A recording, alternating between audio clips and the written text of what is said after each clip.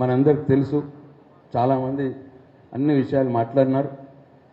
అయినా సరే నేనుగా కూడా మాట్లాడాల్సి ఉంటుంది. కాబట్టి మనందరికి తెలుసు, తెలంగాణ పదము అసెంబ్లీలో అనేలేనటువంటి అంశాలు ఉన్న సందర్భం.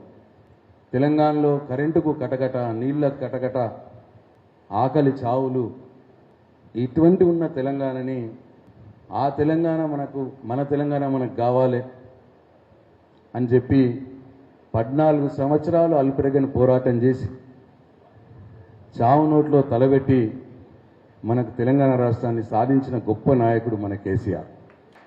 తెచ్చిన తెలంగాణని దేశంలోనే నంబర్ 1 రాష్ట్రంగా నిలబెట్టిన నాయకుడు మన కేసీఆర్. అన్నీ మనం చూసినాం, ప్రత్యేకంగా చెప్పుకోవాల్సిన అవసరం లేదు. బ్రహ్మాండంగా అన్ని వర్గాలైన కడుపులో పెట్టుకొని కాపాడుకున్నాడు.